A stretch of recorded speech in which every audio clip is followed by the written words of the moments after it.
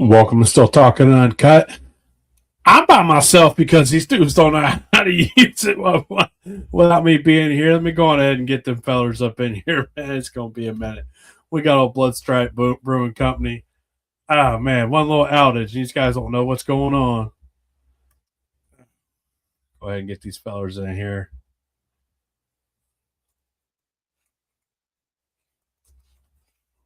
That's what happens when you let the kids play by themselves. They'll be here in a minute. Well, anyways, good evening, y'all. How y'all doing, man? Hope y'all having a great evening. Like I said, we'll get old Blood Stripe Brewing Co. and Rod on here. Some other guys will be here in a minute. I left for a minute and they don't know how to work StreamYard, so that's my fault, man. I shouldn't have left. I apologize. So, what's up, Ozark? They're all coming, man. We just got to give them a minute. They couldn't run it without me, so I gotta revel in this a little bit. That I had to come in here and restart everything because like you can't let the old fellers use technology, and you know what happens when you get Sean. So them other guys will be here eventually. We'll let Matt back in. He had no hand in it. He was just part of the shit show. So, my bad. I left and everything went to shit, didn't it? It just wouldn't go nowhere. Yeah, it's all right. I'm back. I got you, Sean. I got you, man. We're just rolling on with that. We're live. Just in case wondering, we're live. So, welcome to Still Talking Uncut. I'm your host, Big Easy, joined by Sean Rigsby, Matt Lemasters, and maybe Uncle Joey in a second. But sorry for the technical difficulties tonight. Like I said, when you leave them three fellers by themselves, you never know what's going to happen. All I know is when I logged on, there was three fellas in here. So hey, we're here. So go on ahead and take it away, man. Better late than never. We apologize, Blood Stripe Brewing Co. We apologize for technical difficulties. You have that sometimes, like what are you gonna do? All right, take it away, Uncle Joey. I got sharing to do. Leave it to the master distiller to be technically inclined, correct? Anyway, we had Rod on a while back, and Rod had talked to me about having Ronnie on to talk a little bit about what he does. So tonight we're very fortunate to have Ronnie on with us. He's a co-owner of a Blood Stripe Brewing. Welcome aboard, Ronnie, and welcome, Rod. Hey, thanks for having me, man. So, talk to us a little bit about what got you started, Ronnie. Were you a beer brewer first, or were you a distiller? How did that whole come about? No, I was a distiller first. distiller way before I started brewing beer. So, grew up here in East Tennessee. My papa, when I was about 12 years old, said, hell yeah, you know how to make moonshine. So we went to his basement on a wood stove, and he showed me how to do it. And when I got a little bit bigger, he would strap corn and sugar on my back, and we'd go up in the holler and we'd make a little liquor. So fast forward, I graduated high school. I joined the Marine Corps, and some of the guys there, they were home brewing, so I kind of got into that with them, and eventually started doing it on my own. But I still kept distilling. So when we fast forward to the Marine Corps, we get done. I'm out. I'm retired. I moved back to East Tennessee. My best friend moves to East Tennessee with me. He's talking about we're going to start a distillery. I was like, all right, there's a school here in Knoxville we're going to go to. We're going to check it out. We're going to go to it. That way you know everything I know. And, if I'm talking about, hey, we need this or that or whatever, you know what I'm talking about. Yeah. So we go to this school, and then we find out exactly how hard it is to go legally distilling. So we kind of shifted our priorities to a brewery. And so me and my best friend, and then a guy that we actually met at brew school, and we started, after we graduated brew school, we started planning and talking and meeting every Thursday, just having some beers and stuff. And then it kind of evolved even more. And then 3 years later, we opened the doors. We've been open 8 months now. Nice. So the brewery was probably definitely easier to open than a distillery. Oh, absolutely. Absolutely. Hands down. It was financially wise, it was a no-brainer. And then doing the different beers, it's a lot easier as far as getting your permits. And once we got our brewing permit, if I want to do a red ale tomorrow and a brown the next day, or a hazy or an IPA or a stout or a porter, I can change, make the recipe. I don't have to call the feds. I don't have to do all that crazy shit. You don't have to wait, pay, No. wait. No, we can brew it. Yeah. When it's done, put it on tap and serve it. And, hopefully I've done my job well enough where people enjoy it. So, did I hear you say you guys have 8 of your own beers on tap? Right now we do, yes. So out of those 8 beers, what is your favorite beer to make? Our brown ale so far. Our brown ale. Now, is that because you like drinking it, or is that just the process? Browns and reds are one of my favorite beers to drink, and the brown ale that we made is an English brown, and it was in honor of our best friend who got killed in 2012, and we named it after him. So Nice. that's kind of near and dear to my heart, man. Yeah, so that beer is definitely special. Yep. So do any of your other beers pay homage to any of your other fallen comrades or anything like that, or how does that? No, not currently. We've got one that's called Brandon's Beard, and Matt's son has a real red beard. And when we were making the beard the first time when we held it up, it was like, hey, that looks like Brandon's beard. So the name kind of stuck with that. Hell yeah. So how long did you do in the service? I did 16 years active duty. Oh shit. So you got some time in. So you've been some places too. Yeah, I've been around the world 9 times. It was great, and I loved most every moment of it. But I got to see a lot of things that I'll probably never get to see again. Do a lot of things I'll probably never get to do again. And right, it was a great time, and I met a lot of great people. So met a lot of assholes too, but the great people outweighed that. Yeah. Well, before we get much further, I just want to thank the both of you for your service to the country, man. Yes. That's absolutely awesome that you Thank you very dedicated your much. time like that. Yeah. Oh man, I'll do it again. Hell yeah. Well, and now the opportunities, you look like you're a fairly young man. You don't seem like you're that old, and you got you got a lot of opportunities ahead of you now to do something that you enjoy doing. Rod. No, it's good. Like we just last month we did a thing for one of the local charities here in the local community. We raised about $1,000 for them. That was great. We're actually going this Saturday for another community event to raise help for a children's advocacy center. Yeah. And then the whole month of August, we're doing Ales for Alls, where we've got beer that you come in and make a donation to Ales for Alls. And then on the 22nd, we're having a tap takeover where you come in and you try the beers and you donate $1, you donate $10, whatever. We'll give you a pint, we'll give you a taste, we'll get whatever you want, but just donate some money to the Alzheimer's Foundation. And then in October, they're actually doing the Alzheimer's walk at the Knoxville Zoo, and then we're going to be there pouring beer as well. So they're doing a brew that day too. So When is that?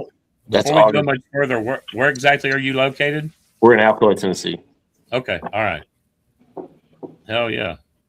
But the brew in the zoo is going to be October 3rd, and then the tap takeover that we're doing here, and then all the Alzheimer's Foundation guys are going to be here. That's going to be on the 22nd. That's going to be here at Bloodstrike. Well, Nice. crap. I'll be down there, I think 7th through the 11th. That's I'll be come on stopping by. by. I'll stop by, that's for sure. Yeah, Matt will definitely be buying. Listen, that's one thing you'll know about us, man. If we're ever anywhere near you guys and you've got something going on, we are damn sure going to stop through and check you all out and holler and meet you guys, because that's part of doing this. We get to see faces, but when I have an opportunity to actually shake a hand and share something with you guys, that's what it's all about. So hell yeah, Matt. I know we usually make a trip down there once a year, so I know on our next trip we'll be finding the place also.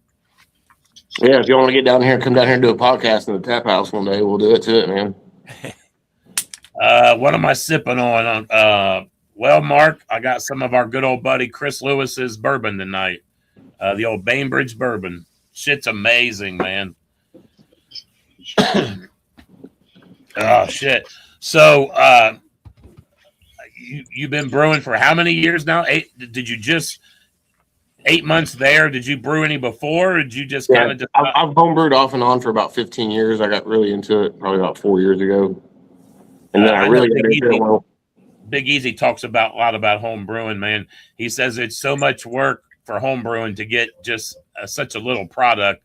So I'm sure on the bigger scale, it's a lot nicer. You definitely get a lot more product on a larger scale. you can get more, but it's still just as tedious. I mean, I'm sure.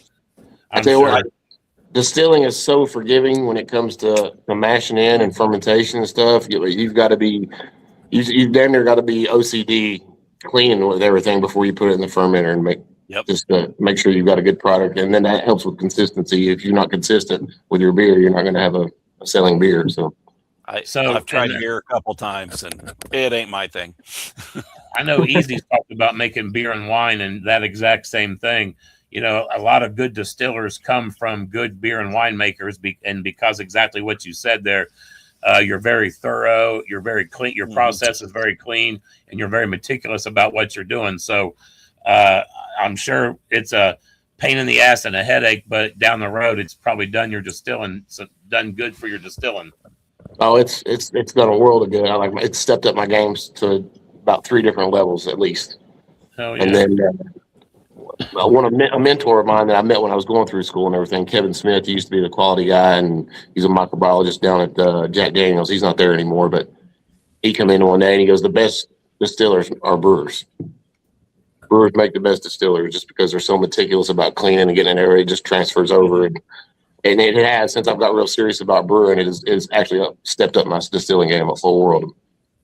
And you probably never thought that it would. And then when you get, you're like, oh shit, that is a little, yeah, that's pretty cool that they're similar, but they're different, but one will help the other. Yeah, absolutely. Oh yeah. So, your brewery, how big's your brewery? Do you have food? Do you have food trucks there? What you got going on down there? We have food trucks Thursday, Friday, and Saturday. We're open on Sunday and Monday, and we don't have food trucks that day. But if you want, you can bring your own food in. We do events every weekend too. We do karaoke. We do singo. We do, what else do we do? Trivia.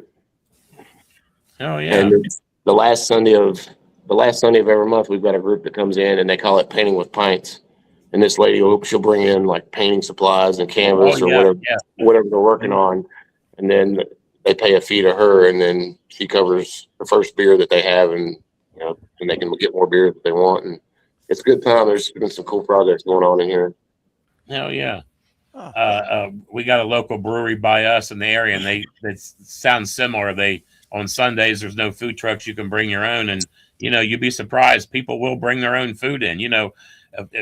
Make you a quick little meal at the house and run it on in and sit right there and have some beers.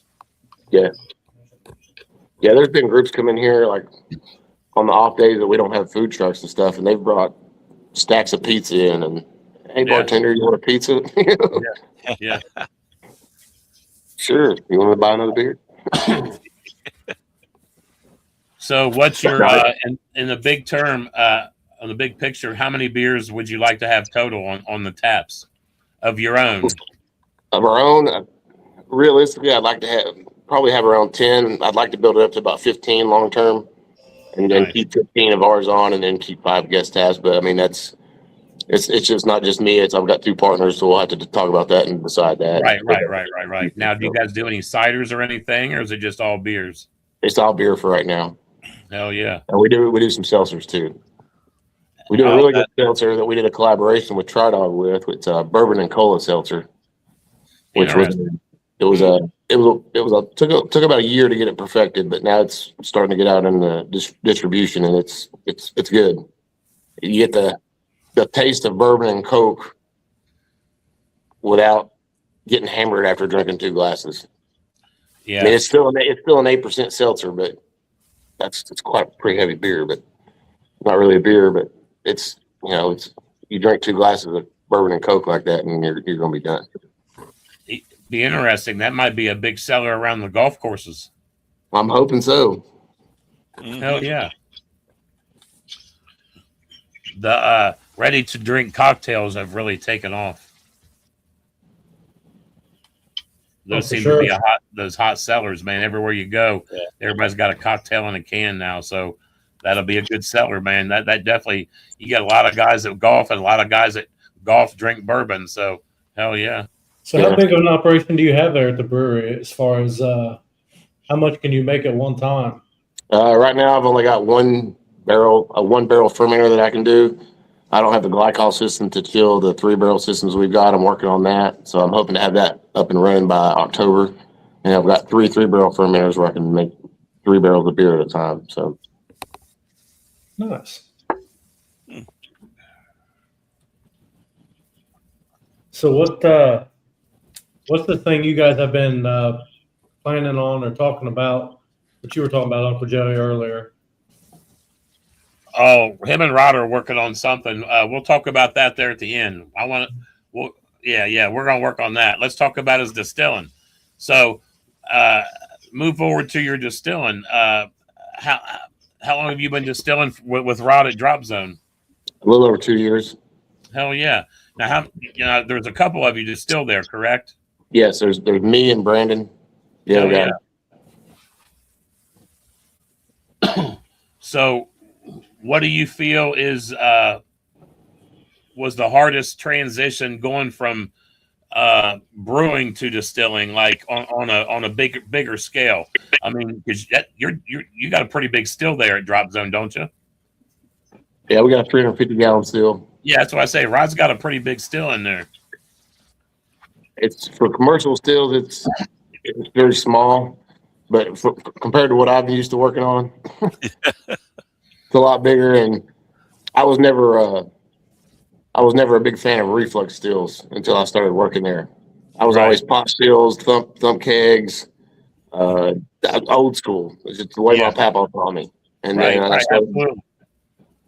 started working on that thing. I was like, oh man, this ain't as bad as I thought it was going to be. So. Oh yeah, on a commercial level, the old small setups just don't quite make the amount of liquor and the proof that you need. So I can see going to a little more high tech unit for a bigger distillery. Yeah. Well, then again too, when I got real heavy into brewing, your water pH, your water profile, your salt that you can add to your water profile to give you better, make it better you can add your sulfites and chlorides for, to bring out maltiness or bitters if you're making an IPA, and you can do that same thing in distilling as well. You just gotta kind of know how to play with it because you're not putting any hops in it. So you want everything geared towards the grain and that malty flavor to bring that out when you're making your mash. Hell yeah. That actually bumped it up a lot too, just knowing about that, and then keeping the pH at a certain level so your yeast will thrive better in this range of pH. You've got to monitor that, and then you got to monitor temp because if it gets too hot, it'll put off fusels, and if it gets too low, it'll go dormant. So yeah, we've talked about that, man. You could get down a whole rabbit hole with the whole yeast, man. There's so many. Distillation is so crazy because there's so many different little places that you can just really focus and dig into, and it will change the outcome. It will change the end result. Yeah, absolutely. We've been working on last week, and then this week we've been working on some spiced oat whiskey that we do at Drop Zone. Nice. And we put stuff in the gin basket, but the gin basket can actually double as a thumper. So I'll put a little bit of tails from the last run in there, so it'll actually start thumping before it goes. Yeah. And I think it makes a world of difference just in having a gin basket and just having the gas come over it and draw the notes out of it. Then putting a thump kicker on, I think, gives the flavor notes a lot. It does taste more. Yeah. What was that, Matt? See, talk about pulling with the vapor. Yeah. Instead of actually liquid. Yeah, I think it pulls it enunciates those notes a lot more with a thump keg than just the vapor. I know Sean's talked a little bit about that, like with the gin basket, the vapor on how it pulls a lot of the flavor. Mm-hmm. Yeah, that's one I ain't worked with yet. Gin basket? Yeah. Well, you run jars and stuff. I mean, they're similar. Yeah. But gin baskets are very intriguing. Mm-hmm. You can put all kinds of things in them.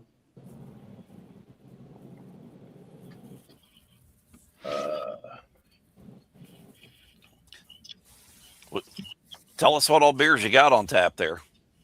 So right now we've got a dandelion shandy, which is a shandy is a beer mixed with lemonade. Mm-hmm. My daughter got in trouble, so I had her out in the yard for 3 weeks picking dandelions and then picking the petals out of it, because you don't want to use the green parts of it because it causes bitterness in the beer. So she picked it.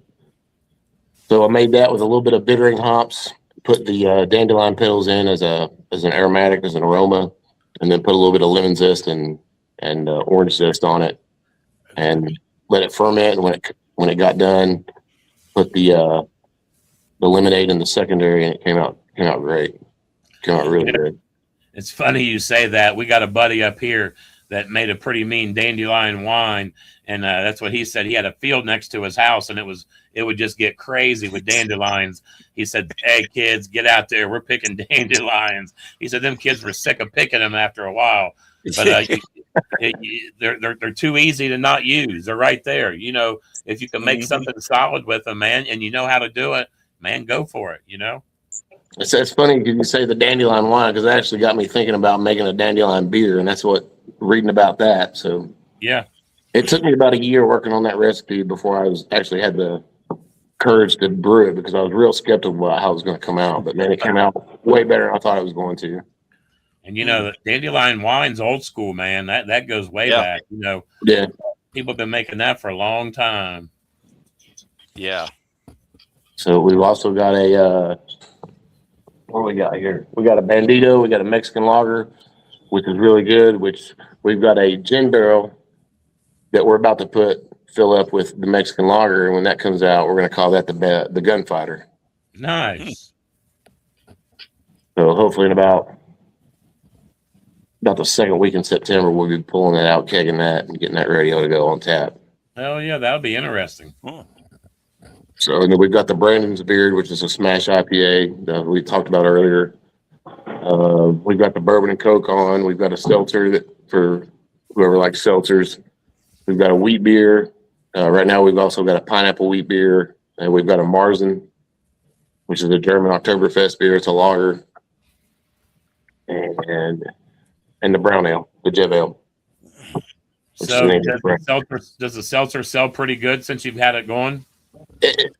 Yeah, because there's a lot of guys that'll bring ladies in here that don't really care for beer or anything like that. So they like the seltzers and the little fruit. We've got 5 different fruit flavors that they can pick from, and just give a couple squirts into that, and they're happy.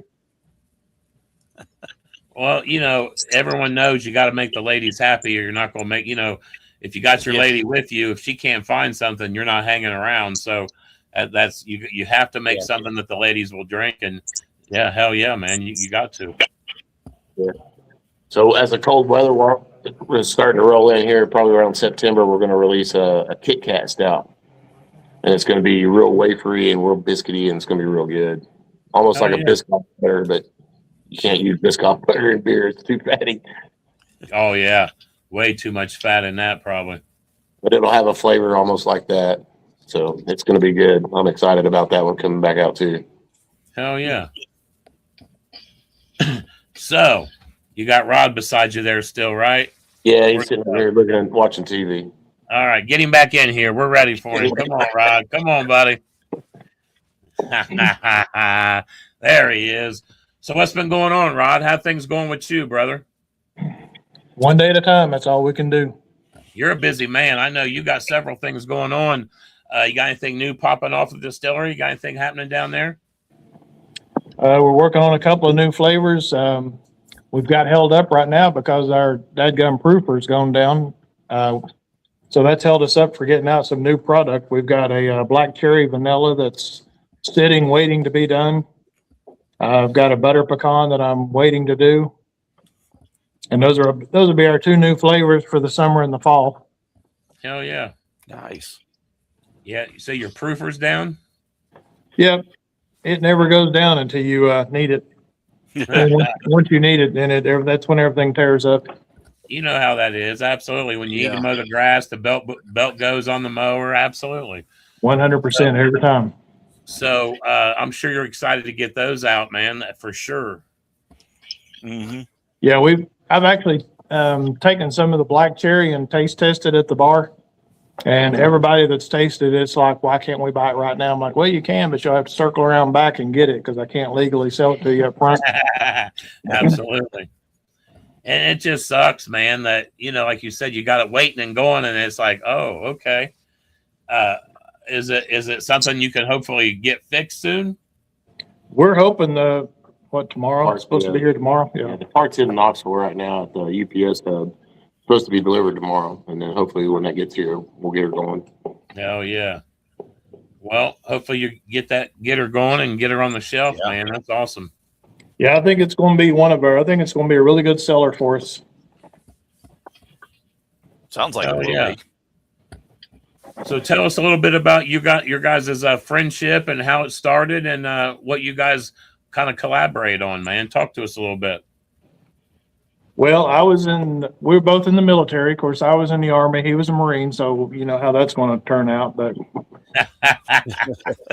I use pencil and paper and Sharpies, and then he eats crayons. So I have to take the crayons away from him. Well, And I gave him Sharpies, and then so he quit eating the crayons. I come in, he's got dots all over his nose. I'm like, dude, quit smithing the Sharpies. Yeah, I couldn't eat the Sharpies. They gave me diarrhea. right. But no, our friendship has been really good. I mean, and he and I, thing about us is we're both from this area. We're both cut from the same cloth. I mean, it's like he's a second generation moonshiner. I'm a fourth generation. So when we met, we just kind of like clicked because it's, we both speak the same language. Right. So, and it's the whole thing about the armed services and all that is, we're going to sit here and we're going to pick at each other. But then when the shit hits the fan, we're going to turn around and we're going to put rounds down range and we got each other's back. Yeah. And that's the way it always works. Mm-hmm. So, but yeah, working with Ronnie has been awesome. I mean, I have learned so much because he's got a lot, going to the distiller school. He's got a lot more knowledge as far as enzymes and different things than what I'm used to. So, I've actually learned quite a bit from watching him and working with him and Brandon both.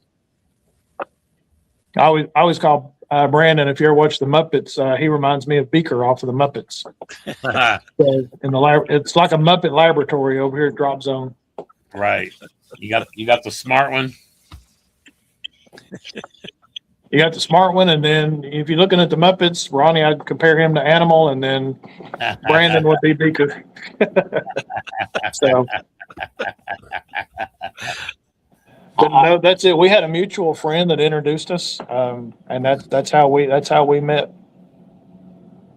Now, is Brandon also a backwoods distiller by tradition, by family? Oh Lord, no! Bless his heart, he'd eat up with chiggers in a minute, and he'd be done with it.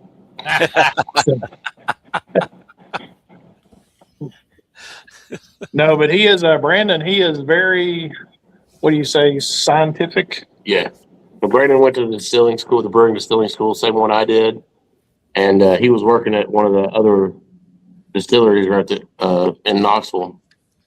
And I called over no, you called him, didn't you? I called Ryan. Yeah, because I called Ryan trying to get Ryan to come over to us. So we were trying to steal a distiller from another distillery, and then he's like, "Well, I'm kind of starting another job, but I got somebody that may want to."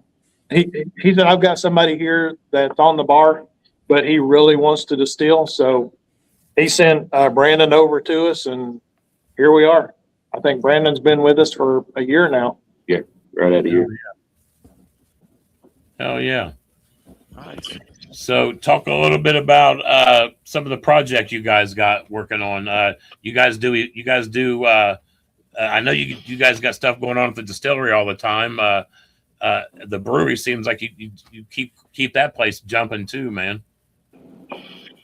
Ever since he's got this place open now, he understands my world of working 7 days a week, 14 hours a day.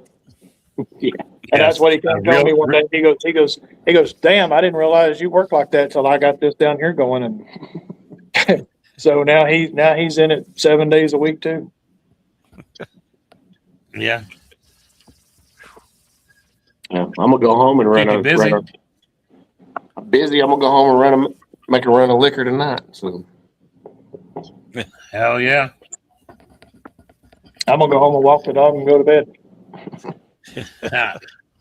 I volunteered for a little overtime tomorrow, so I actually got to go into work for a few hours, but it's all good. Yeah, I'll be It is working. what it is. I got the Pigeon Forge store by myself all day tomorrow, so Nice. that's another thing too, is we can't never hire nobody. You can't find nobody because they just, I don't know. The work ethic is just not there for what he and I are used to doing. Yeah. Yeah, not everybody's cut like that, man. It's unfortunate. Yeah. I know where I work, we get a lot of these younger generation, these young 19, 20, 21-year-olds, and we're on a point system, and within a month they're about out of points, and I'm just like, how the fuck do you do that, man? I don't. That sounds like Amazon. Yeah. I worked part time at Amazon for a while, and that's what they did. They run on a point system. Yeah. Oh yeah. Hey, Joey, this is my best friend, Devo. How you doing? Hey. Matt, Joey, this is my best friend, Devo. He's one of the guys here that owns us. He's one of my business partners. Oh, hell yeah. Me and him served in the Marine Corps together. We chewed the same dirt back over in the shithole. Hell yeah. Well, very nice to meet you, brother. Thank you Yes, for your thank service as you. well. Thank you. Welcome. Talking to the boys here, it looks like you got a nice place going there. Yeah, it's pretty nice. We got a lot of aircraft stuff from Huey's. Me and Ronnie both flew on Huey, so we got a lot of let's just say non-flight worthy parts around the brewery. So we make it very homey here, and we got a Palmea table as well. We like to put that out there to people that, you know, for all the people that didn't make it home. We like to basically let everyone do a toast to them every night that they're here. So it's a good thing, and people like the atmosphere here. We have new faces, and we have same faces showing up, so it's trending up and it's looking good. It's just the way we want it. I was going to ask, you know, being in a kind of a touristy travel area, and a lot of military people travel, I was wondering if you get a lot of new faces through, and because I've never, I mean, this is when Rod told me about it, it's the first I'd ever heard of the place. So it was kind of cool to see somebody putting something like that in. You probably do get a lot of military guys through there wanting to stop in and seeing what you guys got going on. Oh yeah, definitely. We actually had some Marine Corps brothers that, you know, obviously live out of state that they've actually made it down to the brewery. So it was good to see them come in and actually see the place. And me and Ronnie are part of a Facebook page called Skid Kids, and we posted it up, and, you know, we're called Bloodstripe Brewing. So they're all stoked that two Skid Kids own a brewery. Hell yeah. Well, So I'm gonna throw this in here real quick, because when I first learned about Bloodstripe Brewing, I did not know what Bloodstripe meant. So I will let them tell you what the Bloodstripe means. Absolutely.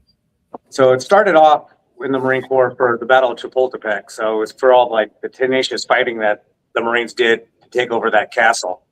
But as the war started evolving, it's more towards the Fallen now. So we named Bloodstripe Brewing because we didn't want to call it the Fallen Brewery, but, you know, we give that aspect back to the people. So the Bloodstripe is for the men and women that gave the ultimate sacrifice. So that's why we decided to name it Bloodstripe Brewing. And the Bloodstripe is where? On the uniform? It's on we wear, so officers and staff or NCOs wear the Bloodstripe on. So once you pick up E4, you're considered a non-commissioned officer, and then all the officers wear the red Bloodstripe as well. So So when you look at their dress blues, that's the red stripe that goes down the pant leg. Okay. Hell yeah, that's It's badass. called Bloodstripe. Nice. And I didn't know that. When I first saw Bloodstripe, I thought that's where they like kill people when they're dragging the bodies out. That's the red trail of blood. There's Right. a Bloodstripe. So that's where I thought. We leave no evidence. That's where he comes in a month. That's really cool. That's something cool to know. I never knew that. That's Yeah. badass. Yeah, that's when I learned that. I thought that was very impressed. I was very impressed with that, or intrigued where it came from. Because, like I said, I didn't know. You know, when I first met him over at the brewing college, and they came up and gave me a thing that said Bloodstripe Brewing. That's the first thing I thought of was, well, shit, they just kill people and drag them off, and that's what the Bloodstripe is, Yeah. where the bodies are being dragged through the woods. Yeah. And then somebody explained to me that's the red stripe on the dress blues that's on the NCOs and officers wear. Hell yeah. Nice. So, you want to talk a little bit about the project you're working on, Rod? So we are, when I first started in the distillery side of it, I created 3 brands. I did our salted caramel whiskey, which is a camo edition, and then the red line. I think he's got to go to the bathroom. So the red line was for firefighters, and the blue line was for law enforcement. So my whole goal behind that was to, a percentage of each jar sale was to go, to a charity. So when you're trying to do that and you look at, your amount of sales versus what you're donating and everything, you're like, oh my God, well, we just donated $13. And then you just feel like, that's really nothing. So I came up with an idea last year to create what I call Operation DZ. And through Operation DZ, it is a 501c3 charity, which we now have. We've got that together. We've got that approved. I was hoping before we got on here tonight that we would be able to give more information as far as our website and everything. Our website hopefully should be done next week. They're just trying to get if you make a donation to the website to where it'll actually go to the account. And we've got a really good group that where you make a donation, 99% goes to the charity. So they only keep 1%, which was a really good thing. And in that, I have started teaching PTSD classes. My PTSD class, we call it Behind the Broken Badge of Courage, when veterans and first responders weep. And so in that, basically, when I teach the class, I like to have veterans. I like to have it's for everybody from corrections, teachers, dispatchers, EMS, veterans, everybody. And I want the spouses, I encourage spouses and boyfriends, girlfriends, all of them to be there. Because what I'm trying to teach in the class is, when you go into that 10,000 yard stare and then, your significant other looks at you and goes, what were you thinking? Oh, no, I'm good. Where did you just go then? I'm good. So in this class, I tell you exactly where they're at. I tell you where their mind is. We have a lot of, when I start the class, it has a major trigger warning in it because I've got videos. There's videos and segments in there that I really push the limit with it. And the whole thing is because, you look at our childhood, you look at us as the old guys, we were taught to, you handle your shit. You take care of it. You don't deal with, you don't talk about it. And that's just it. We got to start talking about it. One of the things I ask new recruits, if you get a new partner on the street, or a firefighter, I asked one time, I said, do you want to know what's going on with your partner at home when he's off duty and everything? And the guy says, nope. I'm like, wrong answer. Yes, you do, because you need to know where his mind's at when he comes to work. So, and if he's having issues at home, that's another thing is, we need to open up and talk about this, and I put a lot of stuff on admin because admin, they don't really know their people. You get somebody that makes a mistake at work, and the first thing they do is they want to write them up or counsel them or make an example out of them. But not one time do they pull them in there and say, hey, are you okay? Is everything at home okay? Right. What's going on? So they don't do that. They don't talk to them. So that's a lot of things that, that I really push in the class. One of the prime examples that I use, and I use it throughout the whole class, is you've got a trash can sitting in your kitchen, and every now and then there'll be somebody walk by with a size 12 or a 14 shoe and look in the trash can, and he stomps it all to the bottom, and he goes, not my problem today. And that's how we do in our career. You're in the military, you do a deployment overseas, and you do 6 months or a year overseas, but then you come back home and you get into the world of EMS, which, is the trauma factory. And then now your deployment is going to be 10, 15, 20, 30 years. And so you just keep packing that trash can down. At some point, that trash can is going to overflow in the kitchen and it's going to explode into the house, you know, and then at that point, who's the one that pays for the price of that? You know, it's going to be your family. It's going to be your kids. It's going to be your friends. It's going to be your job. Mhm. So that's what I'm trying to do in the class is we're trying to unpack the trash can. Well, you know, it's PTSD is definitely something that affects a lot of people, and you are right. A lot of people need to open up and talk more, but it's not always the easiest thing to do. I've got military in my family. My dad was in the service, and my son-in-law is in the Army now, and he's been deployed and been back, and you know, it does affect them. And you know, when they come home, they are a little different in some way, because they've definitely, you know, when he took off this last time, he just didn't go lay in the sun. He was doing some shit that he didn't want to do and places he didn't want to be. So, you know, there's a lot of stress involved in that, man. And, you know, they need to know that there's an avenue. They need to know there's a place they can go. They need to know there's people they can talk to. So it's good that there's resources like what you're doing, man. That's awesome. Yeah. And I'm working with a group right now. We've actually got, there's 52 acres that we found up here. So we're actually working with some donors trying to purchase the 52 acres to where we can put a camp up there. Nice. And then that way, I've got a guy that actually teaches at these camps, and he's wanting to put one in East Tennessee. And so when he does the camp, it's a 3-4 day camp. And so when you check in, you know, you put your phone in a basket, and then it's all about just kind of, you know, being with people and talking and kind of getting the stuff out and learning a different avenue. Because like you said, you know, when you deploy, you know, you look at somebody like, you know, you look at Ronnie over here, you know, he had what, 9 deployments and how many combat tours? 2. Do you think he came back home and walked into the family and sat down at the kitchen table and said, "Hey, let me tell you what I just did"? Oh So, yeah. Nope. Listen, Not a word. my dad was in Vietnam, and I've got friends whose fathers were in Vietnam, and they would talk about it. My dad would never talk about Vietnam ever. Something that he did not. He would very little bit he would let out, and he kept it all in. And I think it affected him to a point where it caused him, you know, some issues in life. And you know, I wish nothing more. He could have talked about it, but it was like he just did not want to talk about it. He just it was a place he didn't want to discuss. Right. So that's where we're at. Like I said, I hope here in the next 2 weeks we'll have everything up and going, and you know, I'll get all the information to you guys, and then you can post it for us. We absolutely will. Absolutely. And then we'll get moving with it. Anytime you get it up and running, Rod, you let us know, and we will get it out to the people. That's one thing, you know, we don't do a lot, but if we can share and help, that's what we're all about doing, man. Yep.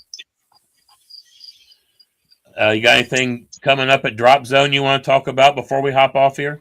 That's it. We got 2 new flavors, so all we needed to get is the parts in, get the proofer going, so we can get it on the shelf. It's been sitting in a drum for 2 weeks now. And I'm planning on stopping in October when I'm down. So both of you guys are getting visited. Well, bring it on, Cletus. Bring it on. I apologize now. I'm looking forward to it. Yeah, Matt. When are you going down, Matt?